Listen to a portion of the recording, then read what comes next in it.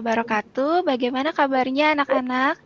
Waalaikumsalam warahmatullahi wabarakatuh. Baik, Bu. Alhamdulillah baik, Bu. Ya, Ibu harap Baik, Bu.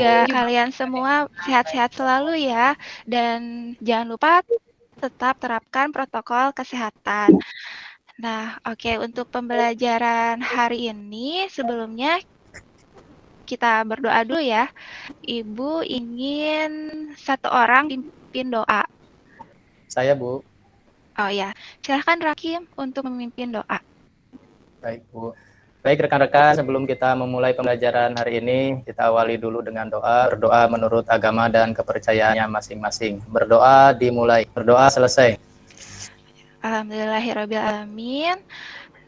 Sebelum kita memulai pembelajaran, Ibu ingin bertanya dulu nih sama kalian. Gimana nih kuota jaringan internetnya aman semuanya? Aman, Bu. Aman ya, Aman, Bu. alhamdulillah. Iya, alhamdulillah ya. Walaupun kita belajar secara daring seperti ini ya, Ibu harap semua pembelajarannya juga akan berjalan lancar ya. Oke, sebelum itu Ibu ingin kalian absen di Google Form yang Ibu share di chat ya. Silahkan kalian masuk ke Google Form-nya, kalian isi nama kalian, Ibu beri waktu selama 2 menit ya. Di sini kita bisa lihat nih ada kata-kata penyemangat belajar hari ini ya. Ibu harap kata-kata penyemangat belajar ini juga bisa menjadi penyemangat belajar kalian dalam pembelajaran matematika hari ini ya. Ibu harap kalian juga tetap bisa konsisten. Sebelum Ibu mulai, Ibu harap kalian dalam pembelajaran itu, Ibu harap kalian men-silent mikrofon kalian atau kalian mute mikrofon kalian ketika Ibu mulai menerangkan atau menyampaikan materi. Namun ketika kalian ingin berbicara, boleh silakan kalian acungkan tangan dulu. Di situ ada tombol raise hand, baru kalian bicara dan unmute mikrofon kalian ya. Nah, ini adalah tujuan pembelajaran kita hari ini. Nah, tujuan pembelajarannya itu membandingkan, Ibu harap kalian dengan pembelajaran hari ini, kalian dapat membandingkan penyelesaian masalah konseptual mengenai nilai optimum fungsi objektif dari sistem pertidaksamaan linear dengan titik uji pojok dan dengan metode garis lidik ya. Yang kedua, Ibu juga berharap dengan pembelajaran ini, kalian mampu memproyeksikan permasalahan verbal menjadi model matematika. Lalu yang selanjutnya, Ibu harap juga kalian mampu menghitung penyelesaian masalah kontekstual yang berkaitan dengan nilai optimum fungsi objektif. Nah, oke. Kenapa sih kita perlu mempelajari nilai optimum fungsi objektif? Halo semuanya, perkenalkan nama saya Lala. Saya pramugari. Sebelum Ibu meneruskan videonya ya kalian, silakan pahami dan Ibu sudah share ya LKPD serta bahan ajar di grup WhatsApp. Nah, kalian boleh memperhatikan video ini dengan LKPD yang sudah Ibu berikan di grup. Sekarang Ibu ingin kalian membuka ClassPoint app, lalu kalian masukkan kode kelasnya 9803.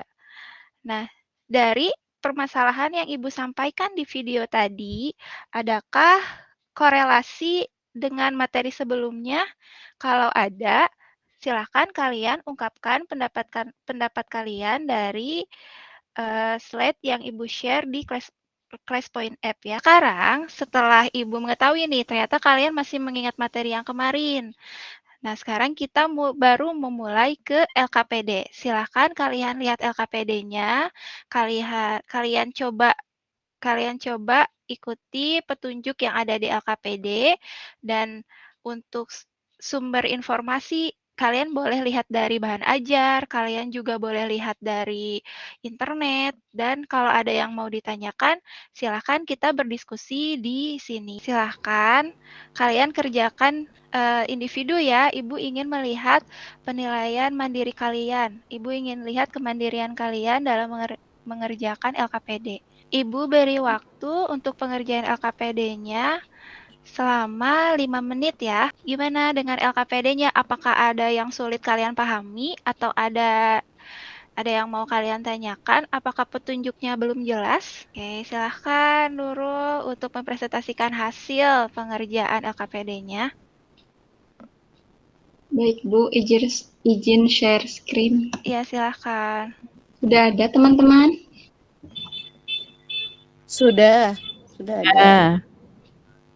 Oke. Setelah dicari dan diperoleh, ternyata saya mendapatkan bahwa nilai maksimumnya itu adalah 130 juta. Nah, 130 juta itu saat X-nya 50 dan Y-nya 150. Jadi, saya bisa menyimpulkan bahwa penjualan tiket akan maksimum jika banyak penumpang kelas bisnisnya itu 50 dan kelas ekonominya 150. Karena tadi saya memisalkannya X-nya itu untuk kelas bisnis dan Y-nya itu untuk penumpang kelas ekonomi. Seperti itu, Ibu. Iya, terima kasih Nurul untuk presentasinya. Ini tolong jangan ditutup dulu ya. Ibu mau tanya dulu dengan yang lain, gimana yang lain? Apakah ada yang memiliki cara yang berbeda dengan yang dikerjakan oleh Nurul? Nah, ini penyelesaian kontekstual yang tadi dikerjakan oleh Nurul Fatimah, kita lihat ya sama atau tidak ya.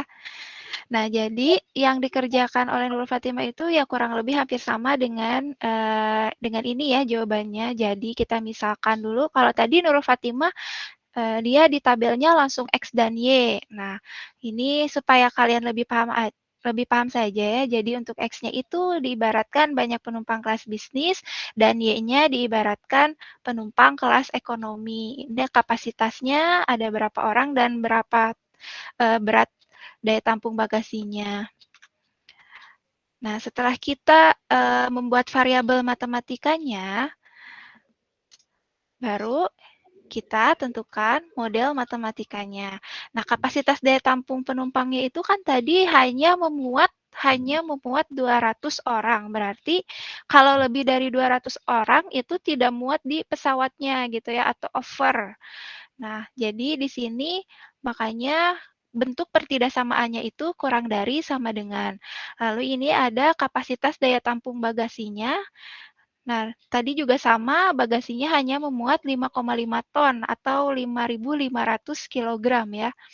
Karena hanya memuat 5.500 kg berarti ya dia tidak kuat gitu kalau membawa bagasi lebih dari 5.500. Makanya di sini tanda pertidaksamaannya itu kurang dari sama dengan ya. Nah, ini yang ditanyakan oleh Nurul tadi, mengapa X lebih dari sama dengan 0 atau Y lebih dari sama dengan 0, karena himpunan penyelesaian yang kita cari itu tidak negatif atau positif ya. Dan ini bentuk fungsi objektifnya atau fungsi tujuannya. Kan kita mau cari nih berapa banyak penumpang kelas bisnis dan ekonominya yang naik pesawat supaya penjualan tiketnya itu maksimum ya. Nah, setelah kita dapatkan fungsi objektifnya, lalu kita tentukan titik potong. Titik potongnya itu ya antara yang tadi garis yang kapasitas daya tampung penumpang sama pertidaksamaan dari yang daya tampung bagasi. Nah, ini penyelesaiannya sama seperti yang dikerjakan Nurul tadi, ini kita menggunakan metode eliminasi substitusi. Jadi kita flashback kembali dengan materi apa? Ada yang masih ingat ini materi apa? SPLDV. Ya, betul. Ini materi SPLDV. Nah, jadi dari kita menggunakan metode SPLDV, materi yang sudah kita pelajari sebelumnya, kita dapatkan nilai X dan Y-nya itu 50 dan 150. Nah, ini kita buat grafiknya. Nah, maka bisa kita simpulkan ya, bahwa nilai maksimumnya itu 130 juta. Nah, berarti banyaknya penumpang yang kelas bisnis itu 50 orang, yang kelas ekonomi itu 150 orang. Nah, ada nggak sih cara lain selain menggunakan uji titik pojok? penyelesaian dengan garis selidik. Nah, kalau dengan garis selidik, kita hanya tinggal membuat garis fungsi objektifnya dulu. Kita dapat 3,0 dan 4,0, lalu setelah itu kita substitusikan titik-titik garis yang ada di paling kanan dan yang ada di paling kiri. Ini yang ada di paling kanannya itu 50,150, sedangkan yang paling kirinya itu 0,0. Ini didapat juga sama nih tadi pengertian dari fungsi objektif dan fungsi kendala. Tadi kan sempat dibahas juga oleh Nurul, ada fungsi objektif, ada fungsi kendalanya. Nah, fungsi objektifnya itu fungsi yang akan ditentukan nilai optimum. Nah, nilai optimum itu terdiri dari nilai minimum dan maksimum. Nah, kalau yang tadi itu kita menentukan nilai maksimumnya ya. Jadi kalau misalnya kita mau mencari nilai optimum menggunakan uji titik pojok, langkah-langkahnya itu yang pertama, mengubah kalimat menjadi model matematika. Kemudian yang kedua, menentukan tanda pertidaksamaannya mungkin ya Bu ya, lebih besar sama dengan, lebih kecil sama dengan. Kemudian yang ketiga itu menggambar grafik seperti yang tadi Ibu jelaskan. Jadi pemisalannya X sama dengan 0, Y-nya berapa, Y sama dengan 0, X-nya berapa. Setelah itu menentukan daerah arsiran. Setelah itu mencari titik potong kedua grafik. Setelah menggunakan metode eliminasi substitusi, setelah itu tentukan titik pojoknya, kemudian substitusikan titik-titiknya ke fungsi tujuan gitu Ibu ya. Yang lainnya ada yang punya pendapat lain? Ada yang mau menambahkan? Menentukan nilai optimum fungsi objektif dengan titik uji itu yang pertama menentukan daerah penyelesaiannya dulu. Lalu menentukan titik pojok daerah penyelesaian. Setelah itu substitusi setiap titik pojoknya, maka nanti didapat nilai maksimum dan minimumnya. Dan ini untuk garis lidiknya, tadi yang pertama kita membuat garis fungsi objektifnya dahulu, baru kita membuat garis sejajar di kanan dan di kiri dari garis fungsi objektif. Nanti yang paling kanan itu berarti menghasilkan nilai maksimum, dan yang paling kiri itu menghasilkan nilai minimumnya. Nah, tadi ya sudah disimpulkan oleh Nurul. Nah, sekarang Ibu pengen kalian buka ClassPoint app-nya lagi dengan kode kelas yang sama. Karena waktunya sudah hampir habis. Nah, ini adalah hasil refleksi pembelajaran kita hari ini. Alhamdulillah ya tidak ada yang bilang bahwa matematika hari ini tuh sulit sekali, bingung, pusing, tidak ada ya. Karena sebelum-sebelumnya kan masih ada yang menuliskan bahwa matematika itu pusing banget katanya gitu ya. Nah, sekarang kalian sudah masuk Kahoot semua? Yang sudah masuk Kahoot Ini harus login ya, Bu? Alhamdulillah berarti sudah paham. Tadi untuk kalau tidak ada yang mau bertanya lagi, Ibu akan akhiri pembelajaran hari ini. Dan jangan lupa ya tugas di LKPD, 2 soal itu kalian kerjakan, lalu kalian juga pelajari dulu materi mengenai barisan deret untuk pertemuan selanjutnya. Terima kasih untuk pembelajaran hari ini, tetap sehat selalu, dan jangan lupa tetap terapkan protokol kesehatan. Terima kasih. Kita tutup dulu dengan berdoa ya. Siapa yang mau memimpin sekarang? Bahagia ya Mbak saya. Saya Bu. Ya, silahkan Nugroho. Untuk mengakhiri kegiatan belajar kita pada hari ini, berdoa mulai. Berdoa selesai.